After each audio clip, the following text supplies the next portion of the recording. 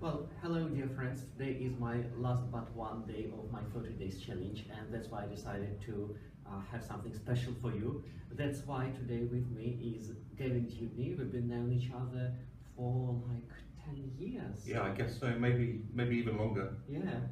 And today is the first time I'm interviewing Gavin. So Gavin has been working in the ELT industry for years and years and years, and he's an ELT writer and the owner of the company, the consultancy. Correct. Okay, good. I've done my homework. Excellent. So, Gavin, thank you for being with us. And my first question: how long have you been in technologies for English language sphere? So I started teaching in 1989, and I got my first computer for me in 1990, and I started training teachers to use technology in 1995, which was the year that I got my first internet connection.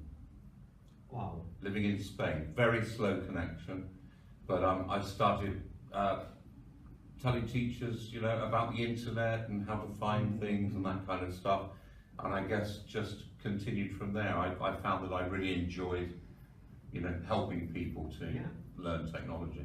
And what would you say are the most significant changes? Obviously, there are a lot of. Yeah. I think for me there are three probably. The first was broadband connections. So, in the old days we had to use a dial-up connection, and you paid for how long you were connected. Yeah, and all the sounds you remember. And all those beautiful sounds of the modem. So it was expensive to use the internet, and it was slow. And in 1999 in Spain, I got a broadband connection. Not much faster, but I paid per month, so I could use the internet all the time. So that was one big moment. The second one, I think, was smartphones. Maybe 2005, 6, when they first started appearing, and the ability to access information on the move, when you're out.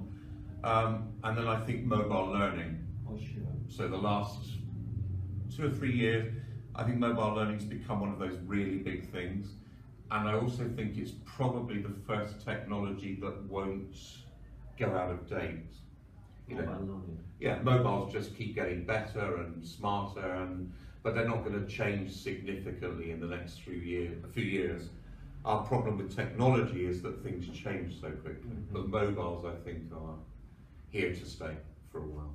Okay, interesting. And could you give any tip to a teacher how to use a mobile phone in class? Just a practical tip, maybe one or two. Yeah. I think the great thing about mobile phones is the amount of things they do. So you can take notes on them, you can take photographs, you can record audio. A computer in your pocket. Exactly, and you can record video. So you've got those 4 things. When I started as a teacher, it was big video cameras and big cassette recorders. Now it's all in the phone.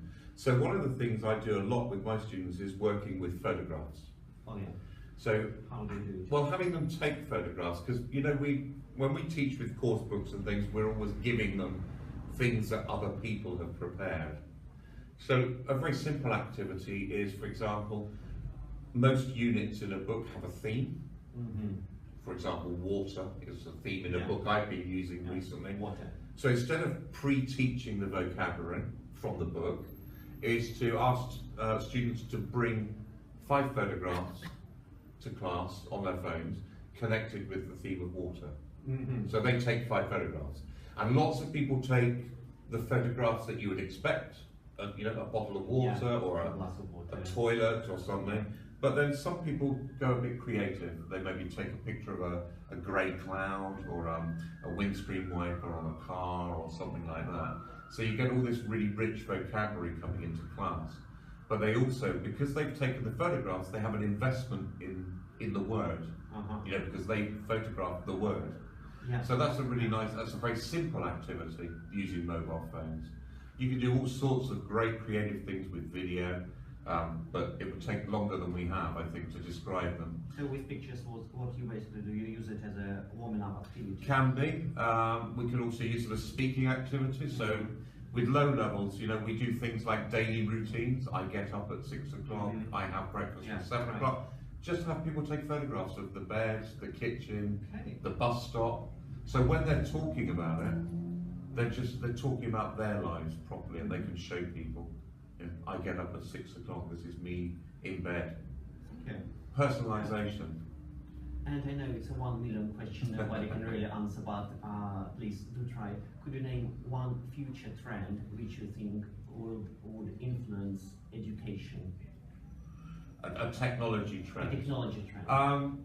I guess the big thing is, well, there are a couple, I guess. In our field, language processing is getting much better. So we're much closer to natural translation. You see how Google Translate has got better and better and better. So it's now pretty good. I see a company who are producing little earphones that connect to a phone by Bluetooth, and they've got a microphone in them. When they hear Chinese, they use the phone to translate it into English for you. So someone speaking Chinese, you hear it in English. Fantastic.